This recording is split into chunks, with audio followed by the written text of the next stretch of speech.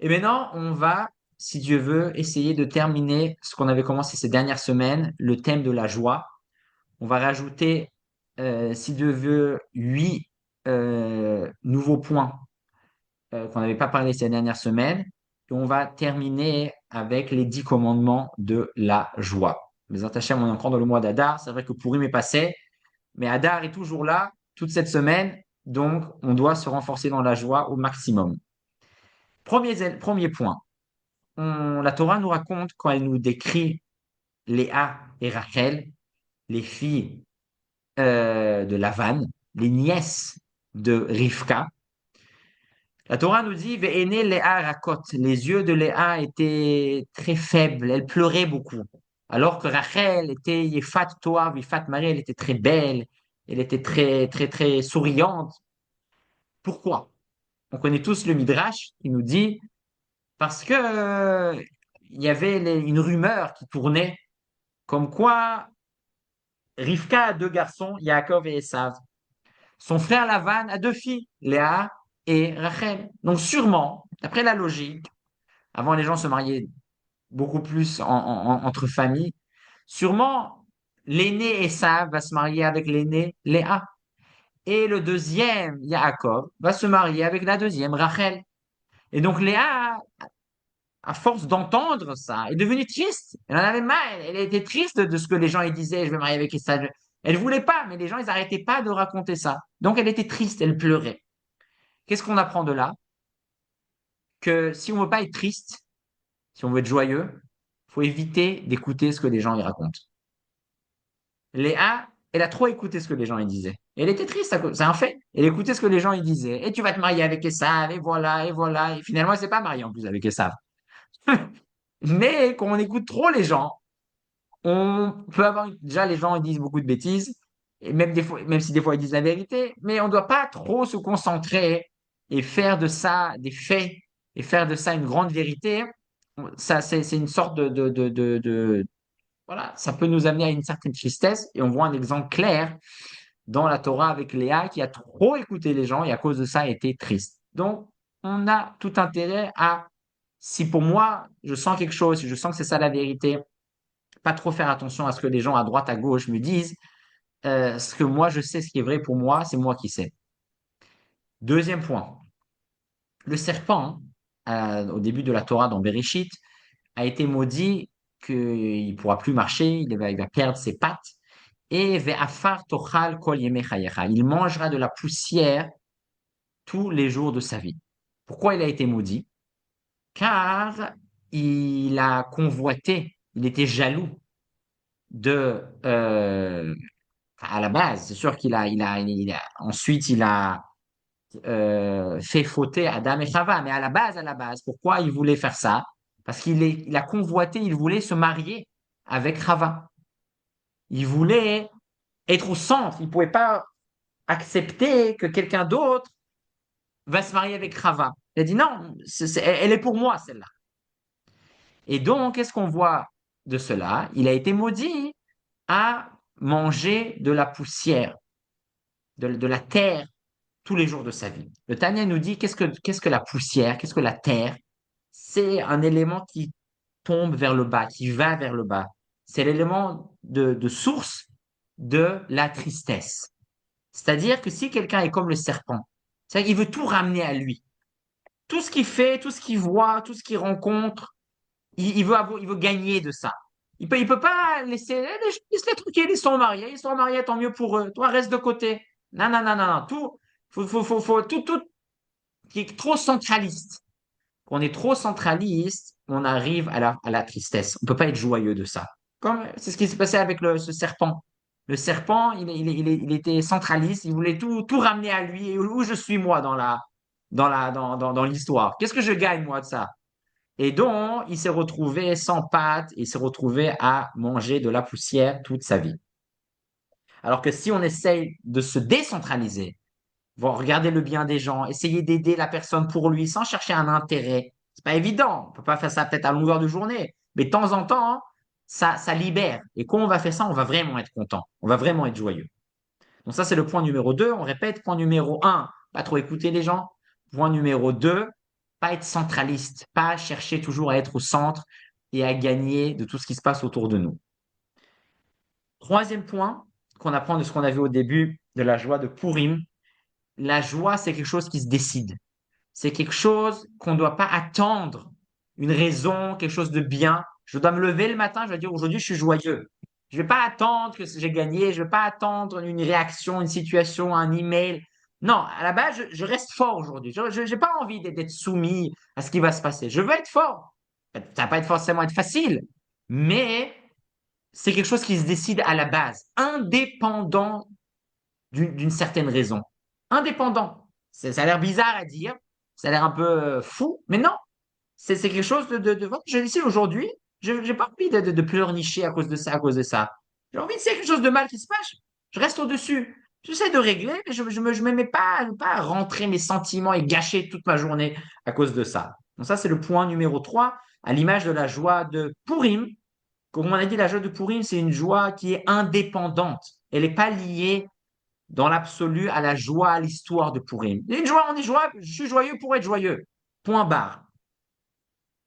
Point numéro 4, quelque chose qu'on avait parlé ces dernières années. Être joyeux, c'est plus simple lorsqu'on fait des nouvelles choses. Quand je fais quelque chose de nouveau, automatiquement, je vais être joyeux. Alors, on peut pas tous les jours changer de métier ou faire un nouveau projet tous les jours. Mais des fois même, la même chose que je fais, la faire d'une autre manière, avec un nouveau contenu, avec une nouvelle approche, il faut rajouter. S'il n'y a pas du nouveau dans ce qu'on fait, on va s'endormir.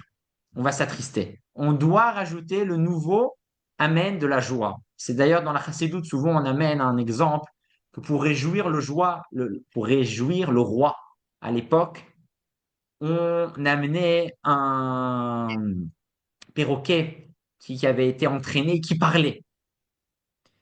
Quand j'entends pourquoi, c'est bizarre, hein. Le perroquet peut peut-être répéter, mais parler, c'est spécial quand même. Et ça faisait rigoler le roi. Et vraiment, qu'est-ce qu'il y a de marrant? Un perroquet, il parle, moi aussi je parle, ça le fait pas rire. Oui, parce que nous on parle, c'est normal. Mais quand un perroquet, il parle, c'est bizarre. Et ça fait rire. Et donc pareil, nous aussi, si on veut rigoler, faut faire des choses spéciales, faut faire des choses nouvelles, faut faire des choses qui n'existaient pas. Si on fait des choses que tout le monde a déjà fait, c'est pas marrant. C'est bien, mais c'est pas marrant. Si on veut rigoler, nous-mêmes, et faire rigoler les autres, c'est en faisant des choses spéciales. Il ne faut pas avoir peur de faire des choses spéciales. Ça, c'est le point numéro 4. Point numéro 5, on lit chaque Rosh Chodesh un pasouk dans les Teilim, dans le Teilim de Barichi Nafshi. On parle du Léviathan, ce poisson gigantesque. Et David Amener nous dit Léviathan ze yatzarta lesachek bo. Le Léviathan, tu l'as créé pour jouer avec. En effet, la Gemara nous raconte le programme d'Akadosh Baruch Hu, le journalier. Qu'est-ce qu'Hachem fait tous les jours? Et la Gemara nous dit dans la Masechet Avodah Zara, Amar Rabbi Yehuda, Amarav, 12 shaot heve hayom. Chaque jour, il y a 12 heures. Et qu'est-ce qu'il fait Hachem pendant les 12 heures? Les 3 premières heures, Hachem, il étudie la Torah. Les 3 heures suivantes, il juge le monde. Les 3 heures d'après, il nourrit le monde. Il nous donne ce qu'on a besoin pour vivre. Et les 3 dernières heures, de 9 heures à 12 heures, qu'est-ce qu'il fait? Il s'assoit, il joue, il prend du bon temps avec le Léviathan. Et donc le Léviathan est profondément lié à la notion du jeu, à la notion de situation agréable, la situation joyeuse. Hachem, il est joyeux, il joue avec le Léviathan. Qu'est-ce, qu'est-ce que ça veut dire pour nous? Le Léviathan, en hébreu, ça vient du mot Lévi, Lévaya. C'est quoi une Lévaya? Un enterrement. Lévaya, c'est qu'on accompagne la personne pour la dernière fois. On l'accompagne. Lévi, pareil, le fils de Léa a été appelé Lévi car Léa a dit maintenant que j'ai plusieurs enfants, mon mari Yaakov va toujours m'accompagner. Si j'ai que un enfant, 2 enfants, alors peut-être bon, il va aller avec la femme là où il y a la majorité des enfants. Mais là, maintenant, comme je n'ai plusieurs, mon mari Yaakov va toujours m'accompagner. Donc, Léviathan, ça met du mot l'accompagnement. Et qu'est-ce que ça veut dire pour nous? Si je veux être joyeux, Si je veux sourire, je dois toujours me rappeler qu'Hachem m'accompagne et qu'on n'est jamais tout seul. Peu importe dans quelle situation on est, difficile, pas difficile, on n'est pas tout seul. Et le fait de savoir ça, ça réjouit, ça renforce, ça enlève la dépression, ça enlève la tristesse. Et donc ça, c'est cette idée de Léviathan, cette idée d'accompagnement est très très importante pour la joie. Donc ça, c'était le point numéro 5. Point numéro 6, le Sefer Yetzira, que d'après certains avis, c'est le livre que Avraham Avinu a écrit, nous dit que chaque mois est lié profondément à une lettre. Et la lettre du mois d'Adar, c'est le Kouf. Pourquoi? Le Kouf est, est le symbole de, du mot en hébreu Kof. Kof, c'est un singe. Un singe, euh, qu'est-ce qu'il fait un singe? Un singe, il fait tout ce que nous on fait, il fait pareil. Il nous copie. C'est l'animal qui nous ressemble le plus d'une certaine manière. La Gemara nous dit qu'une personne doit être Adam bifne Shrina kekof bifne Adam. Un homme doit être devant la Shrina, c'est-à-dire je dois recopier la Shrina. Tout ce qu'Hachem y fait, je dois faire pareil. À l'image d'un singe qui est en face d'un être humain. Le Talmud nous dit. C'est-à-dire que on doit copier Hachem. De la même manière qu'un singe, un kof, il me copie, pareil, moi, je dois copier Hachem. Mais qu'est-ce qu'il fait, Hachem? Hachem, qu'est-ce qu'il fait toute la journée? À part ce qu'on a vu précédemment, le programme détaillé d'Hachem. Mais en général, Hachem, il donne, il crée. Il fait que nous donner toute la journée. Pareil, si moi, je veux être joyeux, c'est ça la lettre, d'après le Sefer Yetzira, la lettre du mois d'Adar, c'est la lettre Kouf, qui est l'abréviation du mot singe, le copiage. C'est-à-dire, si je copie Hachem, je donne, sans trop attendre de retour, je donne pour donner. Ce n'est pas évident, et encore une fois, on n'est pas des anges, on n'est pas des tzadikim, on peut faire ça à longueur de journée. Mais de temps en temps, donner pour donner, aider pour aider, sans retour, d'une manière pure, là, on peut être assuré que la joie va venir. Là, on vit avec le mois de Hadar. Le mois de Hadar, c'est le Kouf. Le mois de Hadar, c'est le mois où on est comme Hachem, où on est à l'image d'Hachem qui donne. Donc ça, c'est très, très important et on peut signer sur papier que les gens qui donnent, c'est toujours des gens qui sourient. Les gens qui essayez de regarder autour de vous, c'est très, les gens qui donnent, peut-être qu'ils n'ont pas grand-chose, mais ils sont souriants et ils sont contents. C'est sûr. Et donc, ça, à nous de choisir, qu'est-ce qu'on veut. Point numéro 7. On apprend d'Yaakov dans la paracha de Vayechi, à la fin de sa vie. Yaakov veut dévoiler la fin des temps, quand le Mashiach viendra. Et tout d'un coup, l'esprit de prophétie disparaît. Et donc c'est pour ça que la paracha de Vayechi est une paracha qui est appelée une paracha stouma, une paracha fermée, car l'esprit de Yaakov s'est fermé. L'esprit de Yaakov s'est fermé. Il voulait nous dire quand c'est que Mashiach viendra, mais tout d'un coup, il ne savait plus. Hachem lui a enlevé la prophétie. Les commentaires expliquent pourquoi. Pourquoi tout d'un coup il a perdu la prophétie? Qu'est-ce qui lui est arrivé? Les commentaires nous disent car pour avoir la prophétie, pour avoir l'inspiration, on n'est pas des prophètes, mais même à notre niveau, pour avoir la bonne inspiration dans la vie, il faut être joyeux. Un prophète qui n'est pas joyeux, il peut pas avoir la prophétie. Ça marche pas. Il y a pas le courant ne passe pas. Si je veux être connecté à la parole d'Hachem, à la vérité, à la prophétie, à ce qui va se passer dans le futur, d'une certaine manière, je dois être joyeux. C'est ce qui est marqué, la Gemara nous dit, En shchina shora lo mitoch atzlut velo mitoch atzvut. Quelqu'un qui est triste, la shrina, la présence divine ne peut pas résider chez cette personne-là. Et donc, étant donné que Yaakov a voulu se se positionner dans le futur. Il a dit, je vais vous dire qu'est-ce qui va se passer dans le futur. C'est-à-dire il vivait à ce moment-là, pas dans le présent. Il était dans le futur. Qu'est-ce qu'on peut apprendre de là? Quelqu'un qui vit dans le futur, il aura beaucoup de mal à être joyeux. Et étant donné que Yaakov était dans le futur à ce moment-là, il a perdu la joie. Et du moment donné qu'il a perdu la joie, il a perdu la prophétie. Et il savait plus ce qui allait se passer. Donc de là, on apprend que être joyeux, c'est ne pas trop réfléchir sur le futur. Encore une fois, on n'est pas des anges, on n'est pas des tzadikim, on a besoin d'une certaine sécurité, mais il y a des proportions. On ne peut pas contrôler ce qui va se passer dans les 10 prochaines années. Si quelqu'un qui veut faire ça, il va pas être joyeux. Il va pas vivre l'instant, il va pas vivre le moment. Il va toujours vivre, ah, qu'est-ce qui va se passer après? Et peut-être il y aura ça, et peut-être il y aura ci, et peut-être il y aura ça. À ce moment-là, la personne, elle va être dans la tristesse, mais ça va être sûr. Donc, ça, c'est la règle numéro 7 qu'on apprend de Yaakov, que le pauvre, lui, comme il a voulu être dans le futur, il a perdu l'esprit de prophétie. Parce qu'en étant dans le futur, on n'est pas joyeux. Et si je ne suis pas joyeux, je ne peux pas être prophète. Et donc nous, on ne veut pas être des grands prophètes, mais au moins si on veut avoir la bonne inspiration, si on veut avoir le bon jugement dans la vie de tous les jours, il faut être joyeux. Et si je veux être joyeux, il ne faut pas trop réfléchir au futur. Se concentrer majoritairement à aujourd'hui, un peu hier, un peu demain, mais pas plus. Sinon, on va devenir fou et sinon, on pourra tout simplement ne pas être joyeux. Dernier point, avant de passer aux 10 commandements, on apprend de David Ameller.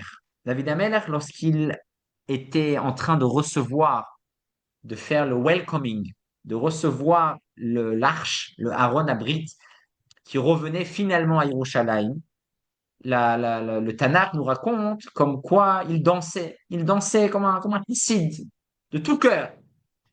Et le passouk nous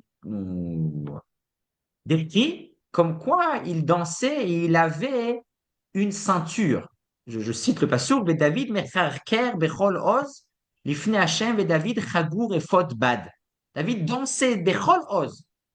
De tout son cœur, il dansait, vraiment comme un fou, devant Hachem. Et le pasteur nous dit, et il avait une ceinture. Pourquoi on doit nous dire il avait sûrement plein d'autres choses? Pourquoi la Torah, dans le pasteur qui nous parle de sa danse, de sa joie, la Torah nous dit qu'il avait une ceinture? De là, on apprend, le but de la ceinture, c'est de séparer la partie élevée du corps, la partie spirituelle du corps, et la partie basse, la partie matérielle du corps. Et de là, on apprend que plus une personne elle est spirituelle, moins elle est matérielle, moins elle cherche les plaisirs corporels, matériels, financiers de ce monde-là, plus une personne pourra être joyeuse. La matérialité, c'est bien beau, mais ça nous fait descendre vers le bas. David, il a mis la ceinture avant de danser. Il s'est séparé de sa partie basse du corps et là, il a pu danser de tout cœur. Donc, on va passer maintenant aux 10 commandements. On va résumer en 15 points. Mais tout d'abord, les 5 premiers points ne font pas vraiment partie des 10 commandements. Si Dieu veut, Bezrat Hashem, Bli Neder, j'enverrai à imprimer, à mettre à chacun de chez soi sur le frigo, Bli Neder. Maintenant que on a un peu plus l'image complète. Donc, tout d'abord, 5 points avant de passer dans le côté concret du côté positif, quoi faire, côté actif plutôt. Quoi faire? 5 points, qu'est-ce qu'il faut faire? 5 points, qu'est-ce qu'il faut pas faire? Avant de passer à ça, 5 règles qu'il faut qu'on ait dans notre tête. C'est plutôt des choses théoriques, c'est pas vraiment des choses à faire, mais c'est des choses à savoir. Premièrement, on avait appris dans le cours il y a 2 semaines, chaque obscurité nous prépare pour une lumière. C'est pour cela qu'on avait dit que le mois de Av précède le mois de Hadar. Il faut savoir avant chaque joie, avant chaque lumière, il y a une certaine obscurité qui est là. Premier point. Deuxième point, le rabbi avait écrit dans une lettre, on peut tous y arriver. Si la Torah nous demande d'être joyeux, c'est qu'on peut y arriver. Des fois, on se dit, mais je peux pas, c'est horrible ce qui m'arrive. Non. Comment? C'est à voir, mais on peut y arriver. Deuxième point. Troisième point, important à savoir, la joie amène la bénédiction. Quelqu'un qui est joyeux, il va recevoir plus, il va gagner, il va réussir, il va avancer, il va être béni. Ça, c'est le point numéro 3. Point numéro 4, à l'image des soldats, à l'image d'un combat de lutte, la joie brise les barrières. La joie nous fait avancer. Quelqu'un qui n'est pas joyeux ne peut pas avancer d'une manière ou d'une autre. Et le dernier point que le rabbi avait écrit dans cette lettre-là est le fait de savoir que la tristesse n'arrange aucun problème. La tristesse n'a jamais été une solution. Quelqu'un, il appelle, ah, moi, je suis triste sur ça, ben maintenant, j'ai trouvé la solution. Ben, ça a réglé mon problème. Non.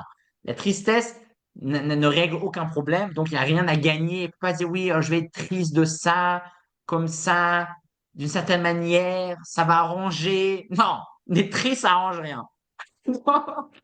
Au contraire, ça fait le problème plus compliqué.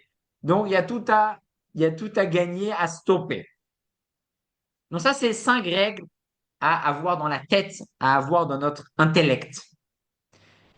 Passons maintenant aux 10 commandements. Premier commandement, actif. Il faut décider d'être joyeux. C'est quelque chose, il ne faut pas attendre des raisons, des fêtes. À l'image de la joie de Purim, c'est une joie qui est indépendante de la raison. Je décide que je suis joyeux. Deuxième chose, la joie, c'est un travail. On avait étudié il y a plusieurs semaines. C'est un travail mental de contrôler ses émotions. On va tous vouloir être triste à un certain moment de la journée ou de la semaine. Je vous préviens d'avance, hein. Mais après, on peut décider de se laisser emporter, de se laisser contrôler par cette émotion ou pas. C'est là qu'intervient le travail de Moar Shalit à la lèvre, que le cerveau doit contrôler les émotions. C'est la règle numéro 2. Règle numéro 3, faire des nouvelles choses. Comme le perroquet qui parle, ça fait rire le roi, ça nous fait rire à tous. Nous aussi, quand on va faire des nouvelles choses, on va rigoler et les gens autour de nous aussi ils vont rigoler. Quatrième chose, à l'image du Léviathan, savoir qu'Hachem nous accompagne. Hachem est avec nous, peu importe où, quand, quoi, il est toujours avec nous. C'est le Léviathan, c'est pour ça qu'Hachem il rigole avec le Léviathan. Et cinquième chose, donner à l'image d'Hachem, comme ce singe qui nous copie, la lettre Kouf, qui est la lettre clé du mois de Hadar. Nous aussi, si on veut être joyeux, si on veut vivre avec le mois d'Adar jusqu'au bout, on doit faire comme Hachem. Qu'est-ce qu'il fait Hachem toute la journée? Il donne. Si nous, on va donner toute la journée, eh ben, on peut être sûr d'avance qu'on va gagner. Donc ça, c'est les 5 règles, euh, les 5 premiers commandements des 10 commandements. Donc maintenant, on va passer à la deuxième partie. C'est des choses à ne pas faire pour rester dans la joie. Première chose, pas être trop matériel. Trop de matérialité, ça va m'amener à la tristesse. Il faut plutôt essayer d'être spirituel. Chacun à son niveau, chacun à sa manière, mais c'est à savoir et à faire. Ne pas trop réfléchir au futur. Le futur aussi, ça n'amène pas à une joie de l'instant, à une joie profonde, à une joie pure. On apprend ça de Yaakov. Troisième point, dans le ne pas faire, ne pas trop écouter les gens. Pas trop écouter les gens, ce qu'ils racontent, ils suivent, si Léa, elle va se marier avec Esav, et lui, il va avoir ça, et lui, il va rater. Les gens, il faut les laisser là où ils sont, ils ont leur avis. Moi, j'ai mon avis, laissez-moi tranquille. Donc, ne pas trop écouter les gens. Quatrième règle on avait étudié il y a plusieurs semaines, ne pas trop attendre des gens. Parce qu'on est tous différents et on a tous un cerveau différent et on voit la vie d'une manière différente chacun. Donc, on ne peut pas dire, voilà, moi je pense qu'il devrait me répondre ça, moi je pense qu'il devrait me dire ça. Ça sert à rien. Il ne réfléchit pas de la même manière que nous. Donc, on va juste à la fin être déçu. Donc, encore une fois, il y a des proportions dans ça. Mais c'est quelque chose à savoir, ne pas trop attendre des gens et savoir donc fermer les yeux sur certaines choses. Voilà, moi je pense comme ça. Lui, il pense pas comme ça. Je ferme les yeux et j'avance. Il y a tout à gagner en faisant ça. Et le dernier point, ne pas avoir une vie de scientifique, ne pas avoir une vie d'une science exacte. Savoir, comme on avait dit, boire du vin. Quelqu'un qui veut trop être précis, trop être exact, trop être juste, trop être correct. C'est bien, tout ça, dans l'idée, mais c'est pas la vie. La vie, elle n'est pas carrée. Tout dans ce monde est rond. Essayez de regarder autour de vous. Y a rien qui est. Même l'angle d'une table, regardez de proche, c'est rond. Rien n'est même l'angle d'une table. Même une équerre, essayez de regarder, c'est un peu rond en fait. C'est pas, c'est pas carré. Et donc, si quelqu'un il vit avec ça il fait ce qu'il peut, il fait le maximum, mais il sait aussi être cool, il sait aussi boire du vin. Comme on voit que le vin est un élément qui revient très souvent chez nous, on veut de voir les choses à peu près, ça aide à garder la joie. Et donc, juste pour terminer, un dernier point, que si combien même une personne, il est triste, il est arrivé après les 10 commandements, il a quand même réussi à être triste. Je sais pas, qu'est-ce qu'on fait quand même? Le Mourazaken, dans le chapitre 26 du Tanya, nous donne un conseil. Il dit, si quelqu'un, il a fait quelque chose de mal, il a fait quelque chose de grave, il peut pas l'ignorer, il peut pas, il doit réfléchir à ça. Et même, il y a du bien même dans ça. Il n'y a pas de problème, mais il y a une condition. Il faut encadrer cette amertume, cette tristesse. Il faut lui donner une structure. Il faut pas, et surtout pas se laisser déborder, se laisser contrôler et gâcher toute une journée à cause d'une certaine mauvaise action que j'ai faite. Si j'ai fait quelque chose de mal, je vais réfléchir à ça pour ne pas la refaire, pas de problème. Mais il faut avoir un moment précis. Voilà, ce soir de 9h à 9h30, je me concentre dans la tristesse, je me concentre dans l'amertume, que j'ai pas fait de mal, et ça va pas, et ça va pas.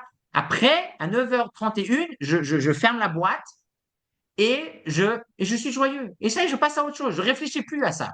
C'est vrai qu'il y a un certain moment où il faut réfléchir à ce qu'on a fait de mal pour ne pas y refaire et pour être conscient et pour être sérieux. Après, sinon, la vie, c'est pas une blague.